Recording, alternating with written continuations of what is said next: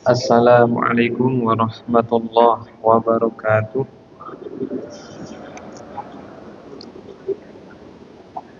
Alhamdulillahirabbil alamin. Wassalatu wassalamu ala Rasulillah wa ala alihi wa sahbihi ajmain. Allahumma inna nas'aluka ilman nafi'an wa rizqan thayyiban wa amalan mutaqabbalan. Allahumma bika asbahna wa bika amsayna wa bika nahya wa bika namutu wa ilaika nusyur. Bapak Ibu sekalian rahimakumullah, ini adalah majelis pertama dari pembahasan kitab Al-Janaiz tentang jenazah yang diambil dari Bulughul Maram min Adillatil Ahkam karya Al-Hafidz Ibnu Hajar Al-Asqalani Asy-Syafi'i serta Al-Wajiz fi Fiqh Sunnah wal Kitab Al-Aziz karya Dr. Abdul Azim Badawi. Kemudian pada permulaan ini kita mengingat fadilah besar dari keutamaan mendengarkan ayat-ayat Allah, hadis-hadis Nabi Sallallahu Alaihi Wasallam yang merupakan amal terbaik kita menghadap Allah Ta'ala setelah menunaikan kewajiban. Berkata Al-Imam Syafi'i rahimahullah, talabul ilmi afdalu minal ibadatin nafilah. Talabul ilmi, menuntut ilmu syar'i, lebih utama daripada ibadah-ibadah sunnah. Jika ada orang yang ahli sholat, ada orang ahli puasa, ada orang ahli sedekah, itu besar pahalanya, besar martabatnya di sisi manusia maupun di sisi penduduk langit. Tapi yang lebih tinggi daripada orang itu adalah orang berilmu, orang yang menyukai ilmu, karena mereka menyembah Allah di atas ilmu. Allah Subhanahu wa Ta'ala enggan disembah, tidak mau disembah kecuali di atas ilmu. La yu'badullahu illa bima syara'. Kata sebagian ahli ilmu, Allah tidak suka diibadahi kecuali di atas ilmu. Maka Nabi Sallallahu Alaihi Wasallam memperumpamakan ahli ilmu sebagai bulan purnama, sementara ahli ibadah seperti bintang-bintang di langit yang jumlahnya lebih banyak. Tetapi yang paling bermanfaat bagi penduduk bumi adalah bulan purnama, lebih indah dan lebih terang sinarnya terhadap penduduk bumi. Kata Nabi Sallallahu Alaihi Wasallam, wa inna fadlal alimi 'alal 'abidi kafat lil qamari lailatal badr 'ala sa'iril kawakib. Keutamaan ahli ilmu atas ahli ibadah seperti keutamaan bulan purnama atas seluruh bintang-bintang. Dan kita berharap majelis kita ini menjadi sebab Allah mengampuni dosa-dosa kita serta menjadi pemberat kita di akhirat. Karena Nabi Sallallahu Alaihi Wasallam bersabda, innal alima la yastaghfiru lahu man fis samawati wa man fil ardh. Orang yang berilmu, yakni yang mengajar dan yang belajar, dimintakan ampun oleh penduduk langit maupun penduduk bumi, hingga ikan di lautan, hingga semut di sarangnya. Hadirin hadirat rahimakumullah, Kitabul Janaiz, jenazah atau janazah atau jenazah, bahasa kita menggunakan huruf E, jenazah. Adapun bahasa Arab menggunakan a atau i, jenazah atau janazah. Itu bahasa Nabi Sallallahu Alaihi Wasallam. Kalau jenazah itu kerandanya, kalau janazah itu mayitnya. Kitabun janaiz, janaiz jamak untuk janazah.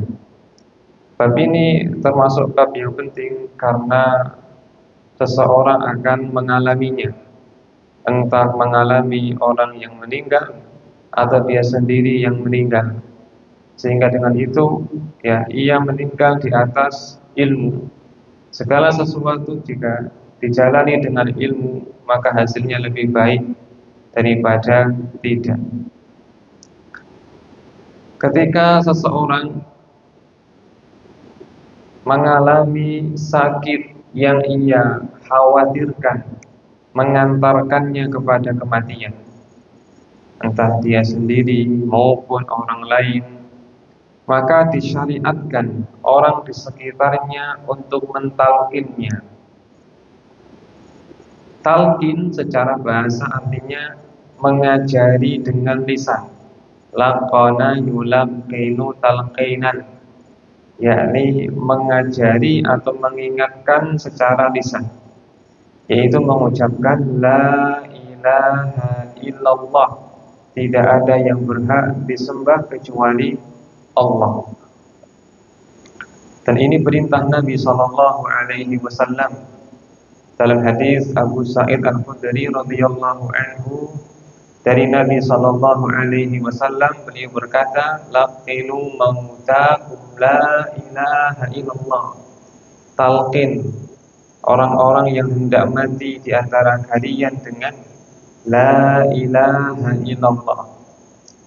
Apa fadilahnya? Apa tujuannya?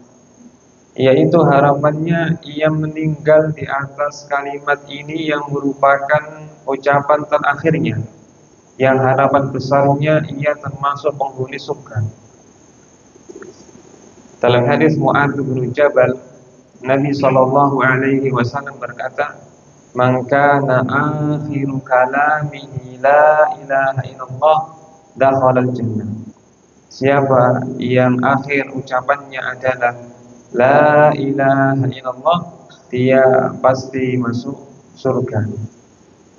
Sabda Nabi ini Sallallahu Alaihi Wasallam terkait hukum mutlak. Hukum mutlak yakni tidak terkait dengan person-personnya, per orangnya. Adapun jika ada orang yang meninggal mengucapkan ini, tidak boleh divonis dia penghuni surga. Tetapi kita berharap secara harapan besar dia termasuk penghuni surga karena menutup usianya dengan kalimat tauhid. Ya, di hukum-hukum syar'i yang berkaitan dengan teori namanya hukum mutlak. Tidak boleh divoniskan per individu. Karena itu bagian dari mendahului Allah dan Rasulnya. Ya ayyuhalladzina amanu la tuqaddimu baina yadayillahi wa rasulihi wattaqullah. Hai orang-orang beriman, kalian jangan mendahului Allah dan Rasulnya. Takutlah kepada Allah, yakni dalam berucap. Karena kita tidak mengetahui hakikat setelahnya, hakikat isi hatinya. Tapi dengan dia mengucapkan secara zahir tersebut, kita berharap dengan harapan yang besar dia termasuk penghuni surga karena menutup dengan husnul khatimah. Nabi Sallallahu Alaihi Wasallam bersabda, innamal a'malu bil khawatim. Amal itu tergantung penutupnya. Artinya meskipun kehidupannya penuh dengan pelanggaran agama, tapi jika dia menutup hidupnya dengan kebaikan, dengan sholat, dengan puasa, dengan ucapan kalimat thayyibah, maka dia telah menutup hidupnya dengan penutup yang baik. Meskipun secara umum seseorang itu akan mati sesuai dengan kebiasaannya. seseorang akan mati sesuai dengan kebiasaannya. Seperti yang diungkapkan oleh sebagian ahli ilmu, ya. Man asya ala syai'in mata ala makana alaih. Siapa yang hidup di atas suatu kebiasaan, maka ia akan menutup hidupnya dengan itu. Utsman bin Affan radhiyallahu anhu, seorang sahabat Nabi yang di samping beliau sibuk dengan urusan khalifah, kepemimpinan, beliau sahabat Nabi yang perhatian terhadap Al-Qur'anul Karim, dan beliau juga mengajar Al-Qur'anul Karim, dan beliau yang juga memotivasi orang-orang untuk belajar dengan mengatakan, aku mendengar Nabi sallallahu alaihi wasallam bersabda, khairukum man ta'allama al-Qur'ana wa 'allamah.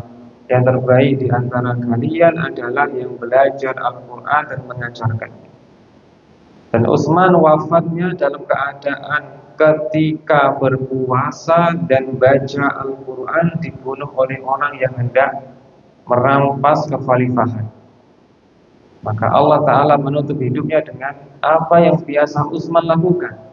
Bahkan telah sahih, Utsman bin Affan radhiyallahu anhu pernah sholat witir dengan 1 kali khatam.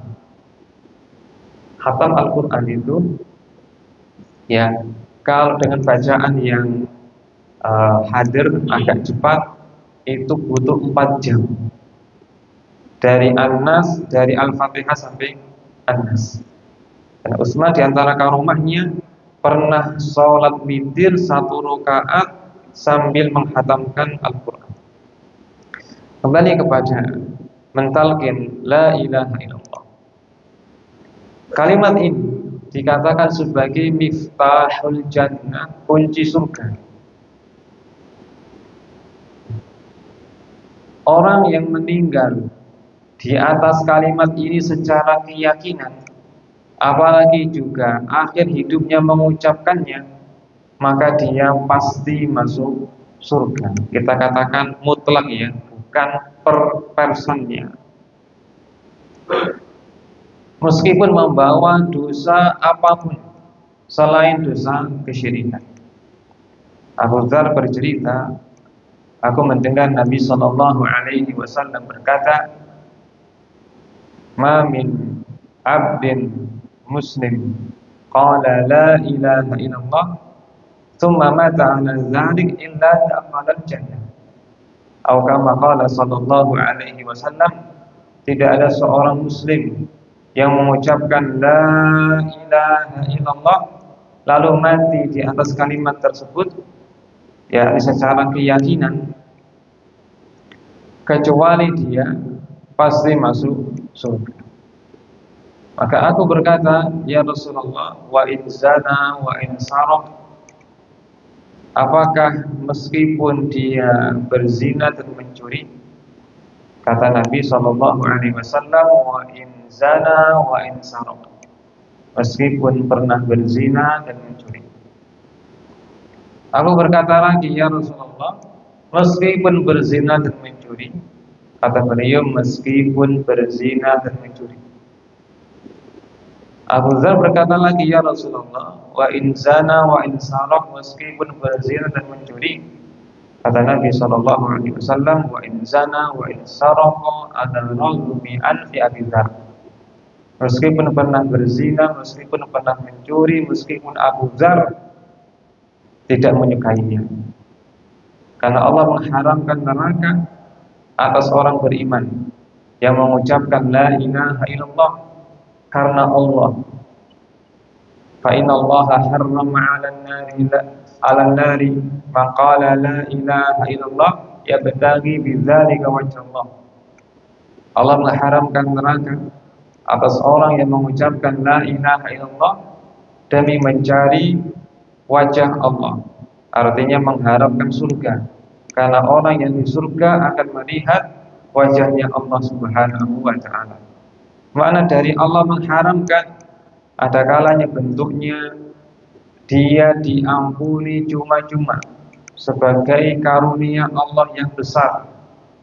dia belum bertaubat dari dosa besarnya. Andaikan orang itu bertaubat sebelum mati, Allah ampuni. Tapi ada orang yang meninggal dan dia belum bertobat, masih membawa dosa besar. Kemungkinan yang pertama, Allah mengampuni cuma-cuma karena karunia dia yang besar. Allah berfirman, Nabi SAW bersabda, Allah ketika menciptakan makhluknya telah menulis di sebuah kitab yang ada di sisinya. Di antara bunyinya adalah Inna rahmati sabaqat ghadabi. Rahmatku, kasih sayangku mengalahkan murkaku. Kemungkinan yang kedua, Allah Ta'ala memasukkannya, menyiksanya di neraka, tapi sebentar. Tapi sebentar. Allah menyiksanya, menghukumnya dengan keadilannya. Nabi ibadi anni anal ghafurur rahim wa anna azabi huwal azabul alim. Kata Allah dalam surah Al-Hijr, kabarkan kepada hamba-hambaku, aku zat yang sangat pengampun tapi juga sangat pedih siksa. yakni mengampuni dengan rahmatnya dan menyiksa dengan keadilannya. Tapi jika masuk maka sebentar. Artinya tidak kekal. Itu maksud dari Allah mengharamkan orang-orang beriman atas neraka. Allah berfirman dalam surah Al-Hijr di awal-awal ayat, "Rubbama yawaddul ladzina kafaru law kanu muslimin." Nanti orang-orang kafir berandai-andai sekiranya mereka menjadi orang Islam. Kapan pengandaian mereka? Kata Ibnu Mas'ud radhiyallahu anhu, yakni ketika mereka melihat ternyata teman-teman mereka di neraka dari kalangan muslimin, Allah angkat satu persatu. Padahal dulu teman dia bermaksiat. Bedanya satu mati muslim, dua mati non-muslim. Ternyata ketika telah habis teman-temannya dari orang-orang beriman, maka dia berandai-andai, seandainya dulu aku menjadi orang Islam, berapapun amal keburukannya tidak akan menjadikan dia kekal di neraka. Nabi SAW bersabda, "Man syahida alla ilaha illallah wa anna Muhammadar Rasulullah." Siapa yang bersaksi bahwa tidak ada yang berhak disembah kecuali Allah, Muhammad adalah utusan Allah, Isa adalah hamba Allah, yakni bukan Tuhan. Wa anal jannata haqqun, meyakini adanya surga. Wa anan nar haqqun, meyakini adanya neraka. Adkhalahullahu jannata ala ma kana minal amal, maka Allah akan memasukkannya ke surga berapapun amalnya. Maknanya meski berapapun amal keburukannya atau seberapa kecil pun amal kebaikannya. Nah, kesimpulannya, ketika ada orang yang kita khawatirkan itu kematian yang mengantarkannya kepada itu, sakit yang mengantarkannya kepada kematian, maka disyariatkan untuk mentalqinnya. Mentalqinnya itu seperti apa caranya? Diingatkan untuk membaca La ilaha illallah. Jika ia sudah membaca La ilaha illallah, diam, jangan ditalqin lagi. Kalau dia setelah itu mengucapkan perkara yang lain, bukan perkara zikir, bukan tilawah, mungkin bicara masalah curhat atau lainnya duniawi, maka ingatkan lagi La ilaha illallah. Bukan mendesak dia dengan ucapan La ilaha illallah. Justru ini kesalahan karena bisa mengakibatkan si mayit ini terganggu hingga terkadang dia marah dengan ucapan La ilaha illallah. Misal ada 10 orang di situ, semuanya mendesaknya. Ucapkan la ilaha illallah. Jangan nanti dia terdesak. Cukup satu orang saja. Ya, ketika si sakit ini telah mengucapkannya, maka dia. Ketika dia bicara lagi perkara dunia ini, ingatkan lagi. Demikian seterusnya sampai Allah Ta'ala memanggilnya dalam keadaan dia ucapan terakhirnya adalah la ilaha illallah. Kemudian jika ternyata setelah itu meninggal, apa yang perlu kita lakukan? Ada beberapa hal. Satu, menutup matanya. Yang kedua, mendoakannya. Yang ketiga, menutup seluruh badannya. Yang keempat, segera mengurus jenazahnya. Yang kelima, melunasi hutang-hutang. Ya, ini 5 haknya orang yang mati. Yang pertama dan yang kedua yaitu menutup matanya dan mendoakan. Menutup mata karena secara umum ketika orang meninggal matanya terbelalak. Ya, dia tidak mengatupnya. Apa sebabnya?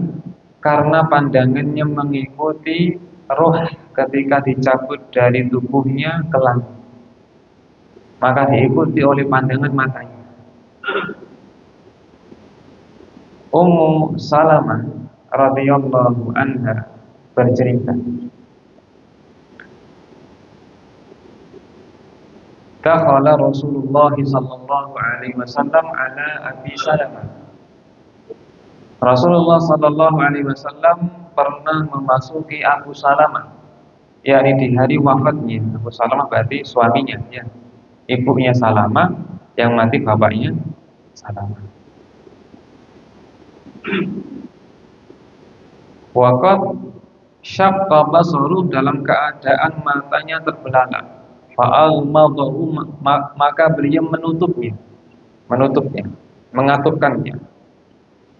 Dan beliau bersabda, inna ruha idza qubidha tabi'ahul basar. Apabila ruh dicabut, maka diikuti oleh pandangannya. Dan peristiwa dicabutnya ruh yang mungkin sudah pernah kita dengar, ya, itu sangat berat sekali. Sangat berat sekali. Sampai Nabi SAW berkali-kali pingsan ketika siuman mengatakan la ilaha illallah, inna lil mauti sakarat. Tidak ada yang berhak disembah kecuali Allah. Kematian memiliki sakarat. Sakarat secara bahasa dari kata sukar, yakni mabuk. Apa kesamaannya orang yang mabuk dengan orang yang hendak mati? Kesamaannya adalah akalnya hilang. Kalau mabuk akalnya hilang karena minumannya. Kalau orang yang mati akalnya hilang karena menahan rasa sakit yang luar biasa. Ketika dicabut maka keluar. Apa hikmahnya orang beriman merasakan sakit yang luar biasa sebelum meninggal, ya? Ketika dicabut ruhnya maka mudah. Tapi proses sebelum dicabutnya ruh namanya sakaratul maut. Kenapa berat? Alasannya untuk menyempurnakan pahala untuk. Ketika Imam Al-Qurtubi rahimahullah menjelaskan tentang hadisnya Ibnu Mas'ud radhiyallahu anhu yang membesuk Nabi ketika sakit, ya Rasulullah, innaka tu'ahu wa'an syadidan, demam Anda begitu berat ketika memegangnya. Nabi bersabda, ajal iya, ini u'ak kama yu'akul rajulani minkum. demamku itu 2 kali lipat dari kalian. Qurtubi mengatakan, yakni Allah Ta'ala hendak memberi tambahan pahala kepada nabinya sebelum wafat. Maka di antara tanda orang-orang yang baik sebelum mati sakit keras. Dengan ia sakit keras, maka dosanya dihapus, pahalanya bertambah, derajatnya di surga naik, dan ia persiapan taubat. Ya. Nabi SAW mengatakan, kematian mendadak adalah kematian yang menyayangkan. Nabi bersabda, kematian mendadak adalah kematian yang menyayangkan. Apa sebabnya? Persiapan taubatnya gak ada. Sementara taubat amal terbaik. Karena sekali taubat, tergantung niat ya. Kalau dia bertobat dari seluruh dosanya, dari awal sampai akhir, dan terpenuhi syaratnya, menyesali, berhenti, bertekad. Menyesali yang lalu, berhenti sekarang, bertekad besok, untuk besok, gak mengulangi. Maka at-taibu kama la dzamba lahu, orang yang bertobat seperti orang yang tidak punya dosa. Itu lebih kuat dalam menaikkan timbangan kebaikan daripada memperbanyak amal soleh. Boleh jadi seseorang menambah terus pahala, tapi ketika dilihat timbangannya tetap lebih berat timbangan keburukannya. Umpamanya dia timbangan kebaikannya 3 gunung, ternyata keburukannya 5 gunung, tentu lebih berat timbangan keburukannya. Tapi andaikan dia cuma 1 gunung kebaikannya, tapi dosa diampuni oleh Allah, tentu lebih berat timbangan kebaikannya. Faman thaqulat mawazinuhu fahuwa fi 'ishatir radiyah. Siapa yang timbangan kebaikannya lebih berat, maka dia berada dalam kehidupan yang diridhoi, yakni surga. Kembali, apabila ruh dicabut, maka akan diikuti oleh pandangan.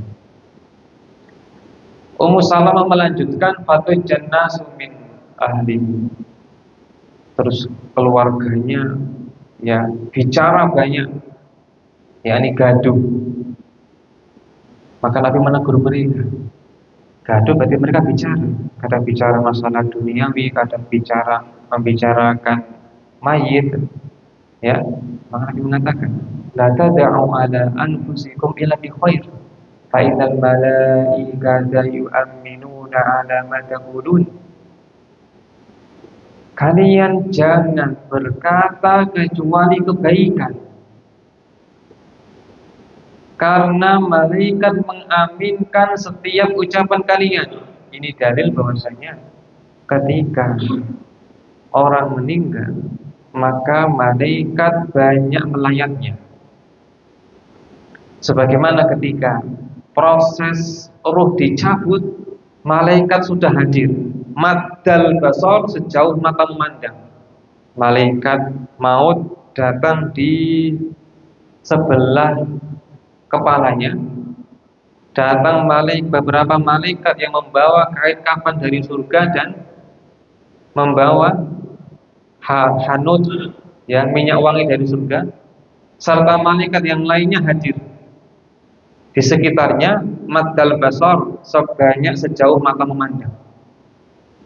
Dan ketika telah wafat, mereka masih ya di sana, dan mereka mengaminkan. Ciri dari keberadaan malaikat adalah tempat tersebut menjadi barokah, kebaikan, serta mereka mengaminkan.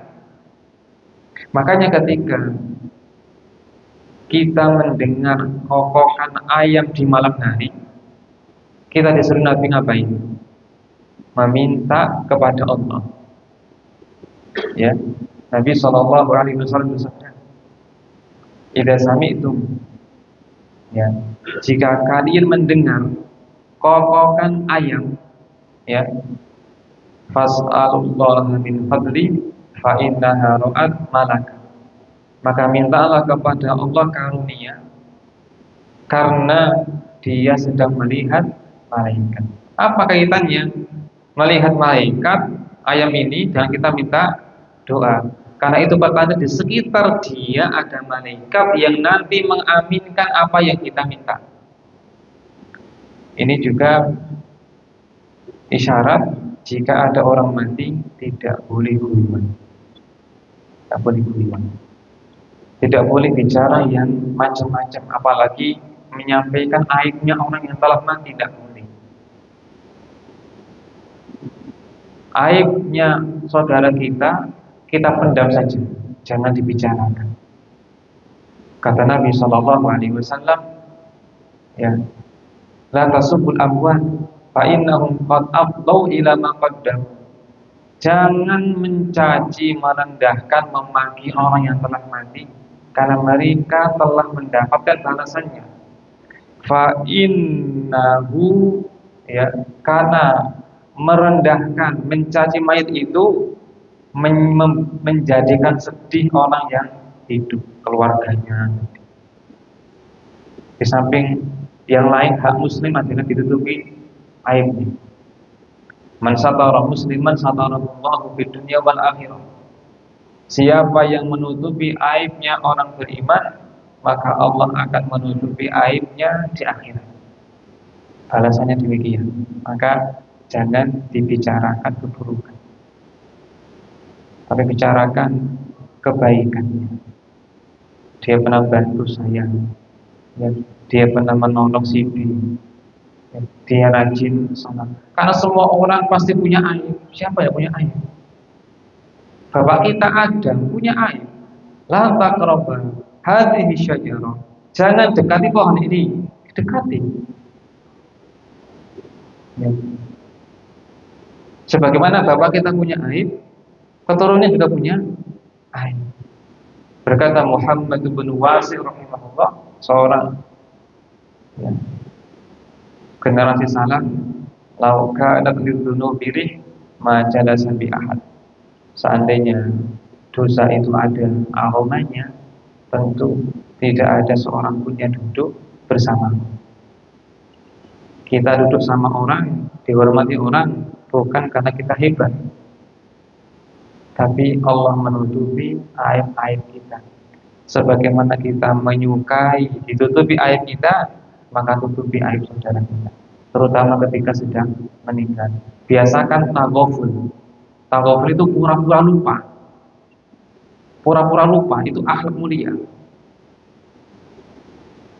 Pura-pura lupa dia dulu pernah pinjam dan telat bayarnya. Pura-pura lupa. Ya. Pernah menyinggung perasaan saya, menghibah saya. Saya tahu, pura-pura tidak tahu. Itu akhlak mulia. Nah, kemudian setelah beliau mengambil demikian, beliau mendoakan Abu Salamah. Ditutup matanya, terus beliau mendoakannya.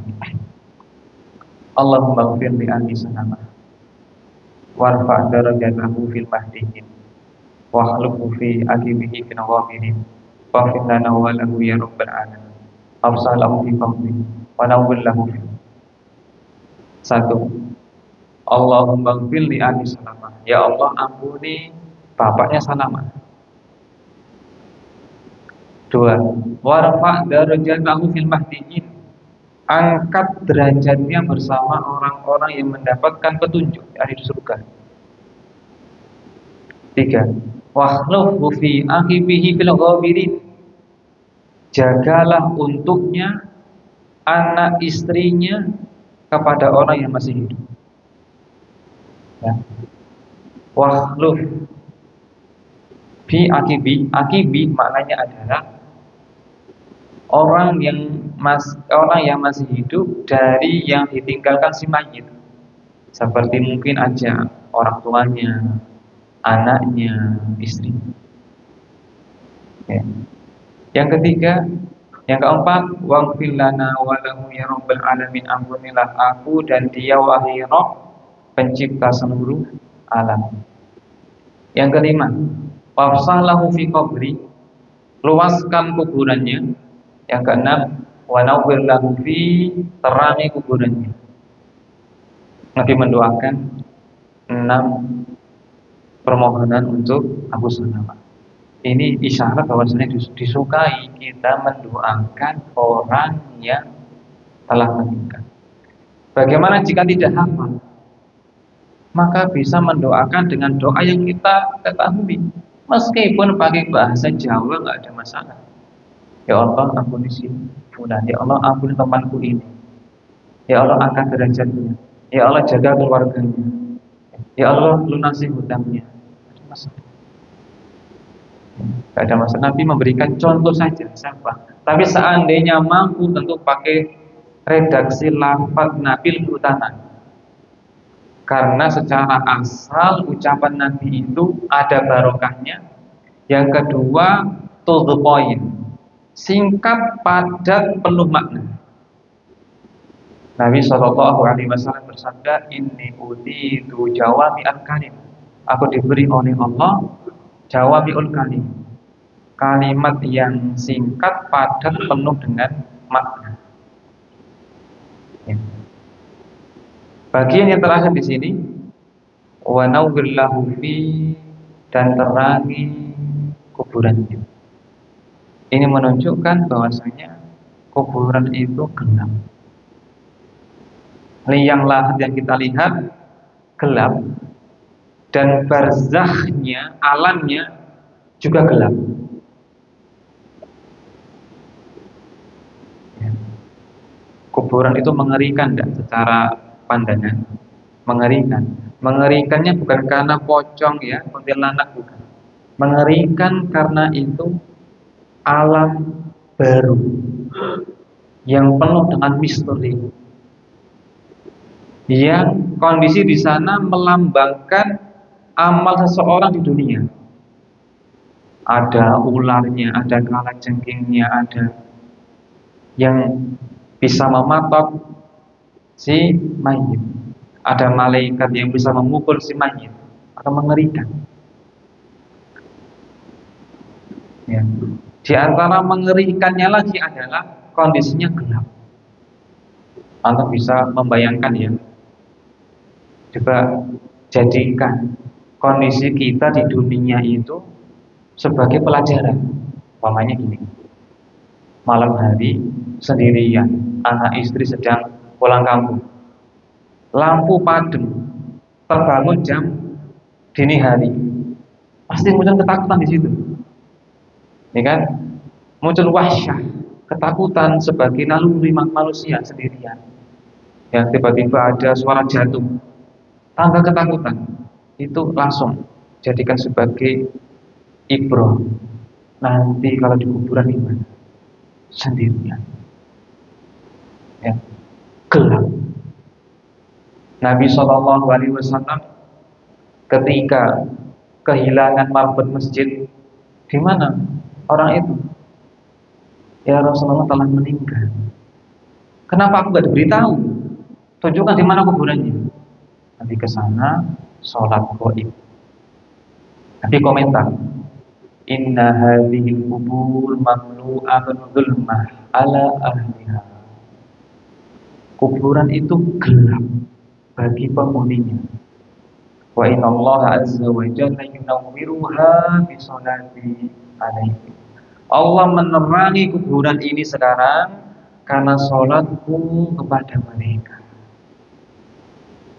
Maka kuburan itu gelap, alam barzakh itu gelap. Tapi bisa tidak melihat? Bisa. Ini perbedaan. Kalau di dunia gelap kita nggak bisa melihat. Tapi di alam barzakh Allah jadikan kita mampu melihat meskipun gelap.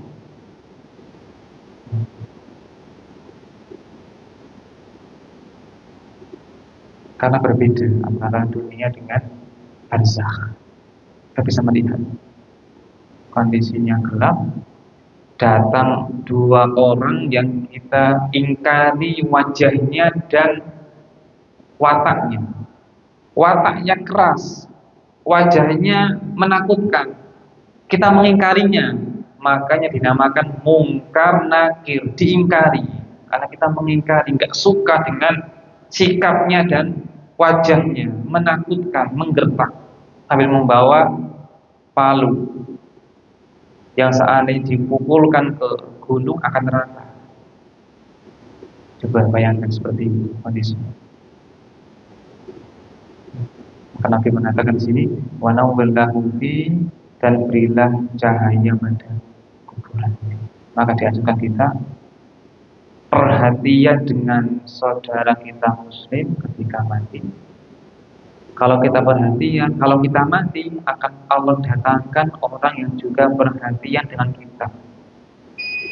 Karena al-jaza min jinsil amal, balasan tergantung dengan amal. Ya. Kalau seseorang semangat mengurus orang mati, semangat mensolatinya, semangat ikut menguburkannya, semangat bantu hutangnya, maka kalau kita mati, Allah akan mendatangkan orang yang juga semangat mengurus ya kita. Hal jazaa'ul ihsan illa ihsan, balasan kebaikan adalah kebaikan juga. Ini sampai jam berapa? Apa? Oke. Barangkali ada pertanyaan, silakan. Oke.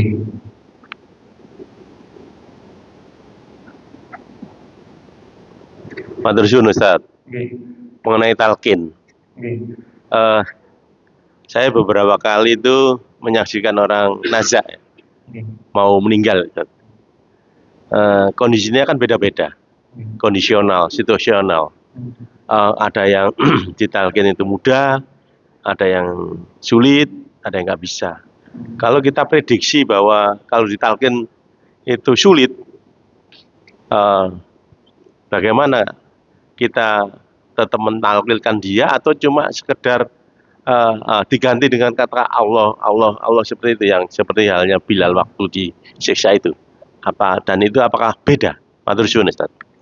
Nah, Jawil, bagus pertanyaannya. Bagaimana menyikapi jika kondisi orang yang sakit ini menahan rasa sakit yang amat berat? Apakah boleh kita mencukupkan hanya mentalqinnya Allah saja? Baik. Nabi SAW bersabda, wa khairul hadiyyi hadiyyu Muhammadin SAW. Petunjuk terbaik adalah petunjuk Nabi SAW. Dan Nabi mengetahui kondisi manusia ketika mati seperti apa. Lewat wahyu dari Allah. Tapi Nabi mengatakan, siapa yang akhir ucapannya la ilaha illallah, dia masuk surga. Artinya bahwasanya tetap yang terbaik adalah mengucapkan, mentalqinnya la ilaha illallah, bukan sekedar Allah. Di antara solusinya adalah yang mentalqin cukup satu orang, bukan rame-rame, bukan, dan juga pelan. La ilaha illallah. Jika dia tidak membalasnya karena sakit, nggak apa-apa, berarti dia di luar kemampuan dia. Tapi kalau dia mulai ngoceh masalah duniawi, diingatkan lagi. Ingatkan lagi. Ya. Terutama orang yang punya masa lalu kelam. Ibnu Jauzi rahimahullah menceritakan, ya, ada seseorang ketika ditalqin dia mengucapkan, naikkan, turunkan, naikkan, turunkan. Ternyata orang ini dulunya adalah orang yang disibukkan dari berdagang hingga meninggalkan sholat.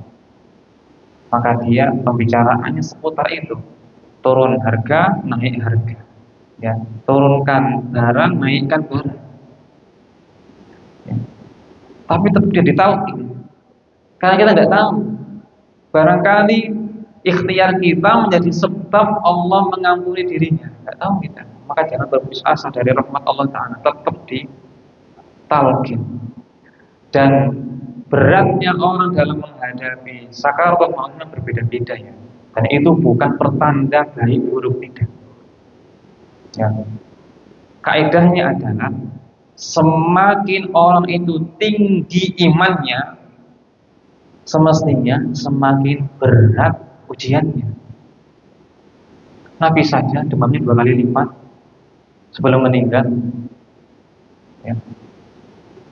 Dan Nabi sendiri mengatakan secara umum bahwasanya kematian itu punya sakaratul maut. Sakarat itu apa tadi?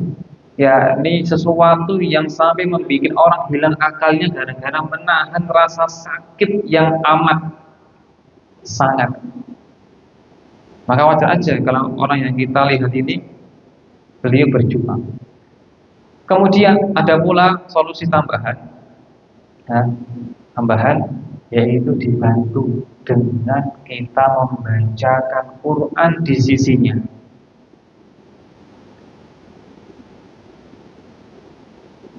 Imam An-Nawawi dalam kitabnya At-Tibyan ya, disukai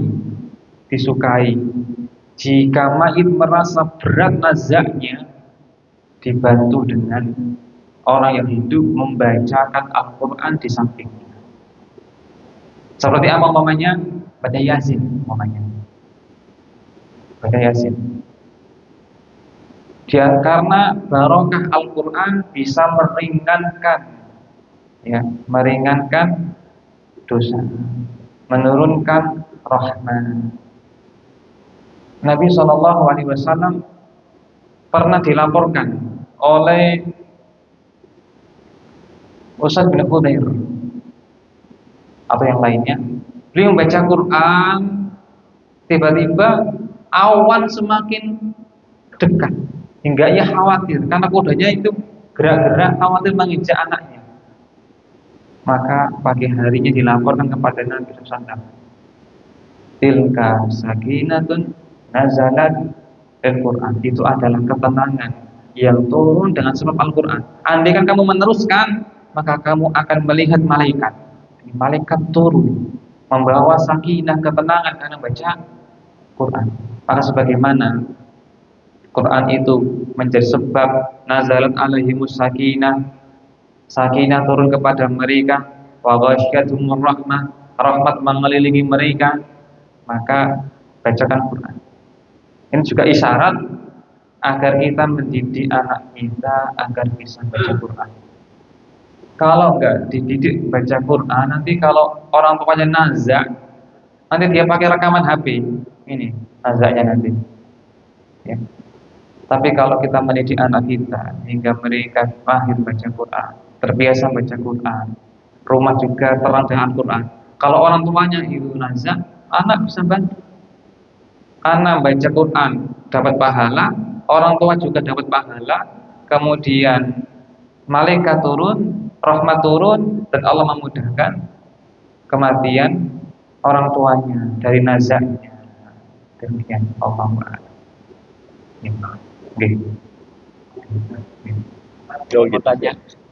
Ada 2 pertanyaan, Ustaz. Saya beberapa kali melihat orang yang mau meninggal, kenapa selalu matanya itu muter melihat? Gimana? Melihat kiri kanan. Oh iya. Apakah yang dilihat itu adalah dia pamit ke keluarga ataukah dia melihat malaikat? Itu yang pertama, Ustaz. Terus kemudian yang kedua, saya dengar ada beberapa tulisan bahwa titel orang yang sudah meninggal itu bukan disebut almarhum atau almarhumah, tapi ada sebutan lain. Apakah itu seperti apa, Ustaz? Saya ingin tahu, Ustaz. Ada rahimahumullah atau almarhum. Itu yang tepatnya seperti apa, Ustaz? Terima kasih, Ustaz. Orang yang sudah sangat parah sakitnya itu ada 2 kondisi. Kondisi pertama, setan datang. Kondisi kedua, malaikat datang. Malaikat datang ini menjelang dicabut ruhnya. Sebelum itu setan datang. Umumnya, tapi tidak semua. Tapi bersabda sallallahu alaihi wasallam, inna syaitana ya'ti ahadukum min sya'nihi kulli. Setan itu mendatangi salah seorang di antara kalian dalam semua keadaannya. Dan kondisi setan paling semangat ketika orang nazar. Qurtubi dalam kitabnya At-Tadhkirah menyebutkan sebuah cerita di mana ada seorang ahli ilmu yang ketika sakit keras ditalkin, dia malah menjawab, "La, tidak, tidak." Ketika beliau sembuh, ditanya, beliau menjawab, "Datang setan kepadaku," ini dia menampakkan. Maka dia pun melihat, tapi tidak perhatian sama kanan kirinya. Dia melihat penampakan setan itu. Dan setan mengatakan, ya, masuklah ke agama Yahudi, karena dia khairul adyan, agama terbaik. Aku jawab tidak. Data yang lain, ya, masuklah ke agama Nasoro, karena ia agama terbaik. Aku tidak. Terus kondisi berikutnya, ketika sudah nazaknya berat sekali dan dia seakan melihat malaikat, entah malaikat azab, entah malaikat rahmat. Ya. Tapi jika dia orang beriman dan mendominasi amal solihnya, kapan sih kita dianggap sebagai orang yang taat oleh Allah setelah kita beriman? Siapa yang menjaga sholat 5 waktu, maka dikatakan dia orang taat. Tapi hati-hati dari penghapusnya atau janggalannya, itu zalim. Usahakan hidup di dunia tidak punya kezaliman, karena ini bahaya sekali. Zalim kepada manusia dalam hartanya, kehormatannya. Ya, jaga. Kapan orang itu terbebas dari kezaliman, meskipun pas-pasan amalnya, selagi dia sholat, maka dia orang taat.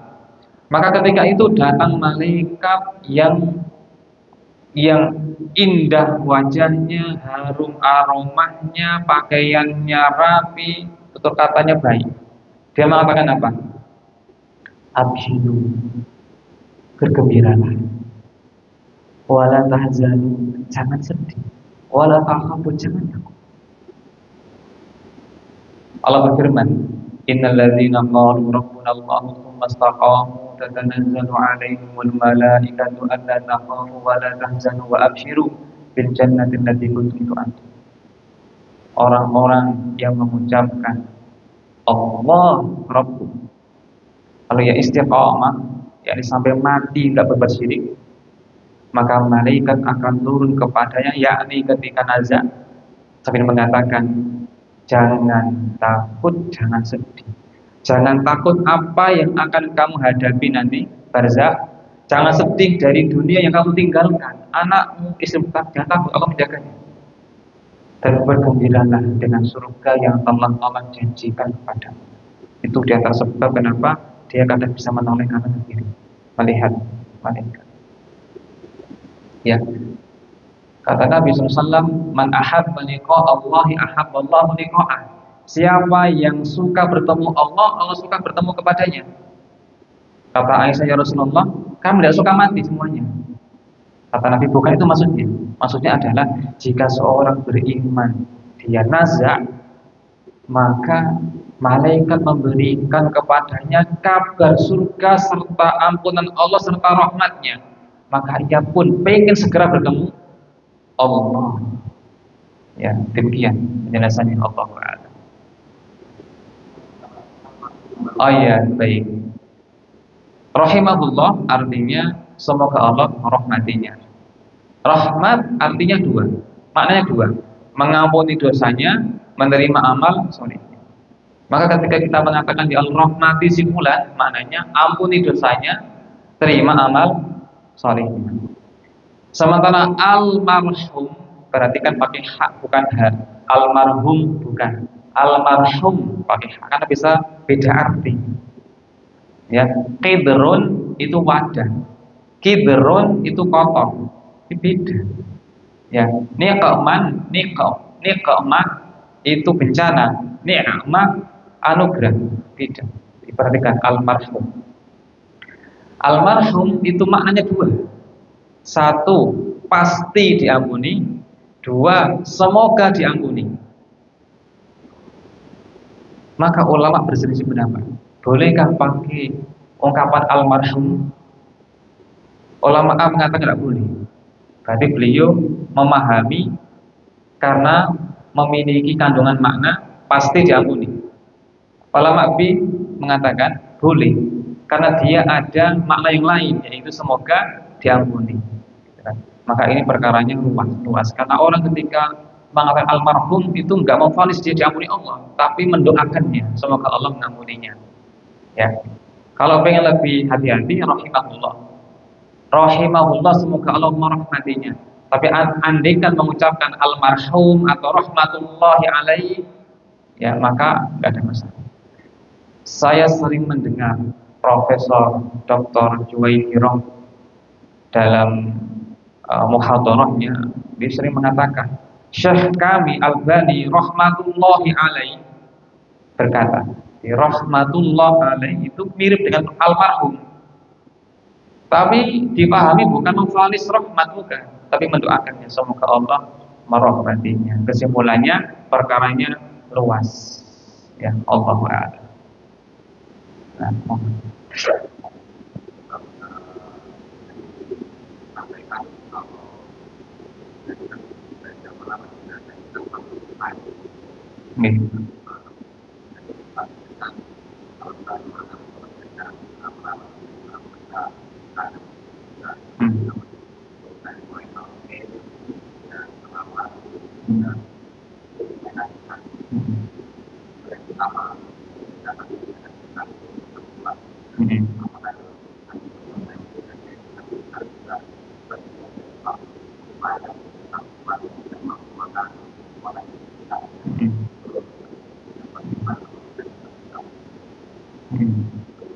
Nah, jamin Allah fikum.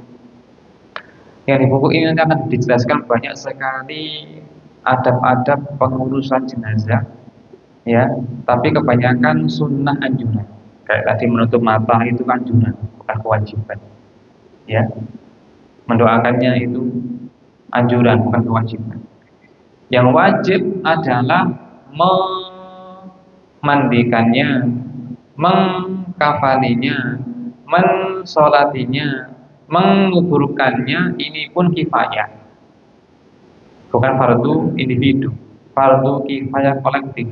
Jika sudah ada yang melaksanakannya, maka yang lain gugur kewajibannya. Termasuknya di 4 ini yang merupakan kifayah tadi: memandikan, mengkafani, mensolati, menguburkan. Ya, ini yang berkifayah. Namun kita berusaha kita yang terdepan, terutama dalam masalah jenazah itu muncul pemahaman-pemahaman yang menyimpang. Contoh, ya, tali pocong itu lambang dari gentayangan. Ya, khawatir nanti kalau pegang jenazah nanti aku didatangi dalam mimpi, macam-macam. Makanya banyak orang mundur di sini. Salah persepsi. Ya, kita butuh pandangan hadis Nabi agar kita benar dalam melihat jenazah. Baik, ada sebuah cerita. Aisyah pernah malam hari cemburu, tapi tiba-tiba malam hajatan dia mampir malah keluar malam-malam. Dikira mau ke istri yang lain, sama Aisyah dibuntuti dari belakang. Tiba-tiba Nabi tengok ke belakang, nih ada Aisyah, langsung balik. Ya. Cerita, hai Aisyah, apa kamu menuduh, ya, Allah Rasulnya berkhianat? Ya. Tadi Jibril datang kepada aku mengabarkan agar aku mendatangi kuburan Baqi, mendoakan orang-orang di sana. Lihat, Nabi malam hari disuruh Allah ke kuburan sendirian. Menunjukkan apa? Pada asalnya nggak ada sesuatu di sana, tapi sekarang menjadi seram gara-gara sinetron. Contoh, ada pemahaman yang belum bisa hilang dari kepala masyarakat. Setan bisa tembus tembok. Ya, betul. Ya, setan tiba-tiba di atas kepala pas tidur, pocong. Kata Nabi sallallahu alaihi wasallam, "Idza kana junhul lail, ya, fa'amsiku sibyanakum." Jika telah menjelang sore, maka tahan anak kalian, wa aghliqul bab wadhkurismallahi alaihi. Tutup pintu, baca bismillah. Fa inna syaitana la yaftahu baban mughlaqa. Karena setan tidak mampu membuka pintu yang tertutup. Perhatikan di sini. Kalau bisa tembus, gak akan buka pintu setannya. Kita percaya ucapan Nabi ataukah sinetron? Jamaah? Hah? Ucapan Nabi. Ya. Tapi sinetron dari kecil, maka untuk menghilangkannya itu butuh perjuangan. Ini masalahnya. Belum lagi film horor sekarang aneh-aneh. Yang terakhir ya, film Almarhum. Wah, itu ngeri, merusak akidah. Akidah yang paling besar dirusak adalah ketakutan dia kepada setan lebih tinggi daripada kepada Allah. Ya, kepada Allah. Allah Ta'ala. Ada lagi cuma? Cukup ya. Baik, kita akhiri sampai di sini. Semoga bermanfaat. Mohon maaf jika ada ungkapan kurang berkenan. Allahumma shalli wa sallim ala nabiyyina Muhammadin wa ala alihi wa sahbihi ajma'in. Subhanakallahumma wa bihamdika asyhadu an la ilaha illa anta astaghfiruka wa atubu ilaik. Wassalamu alaikum warahmatullahi wabarakatuh.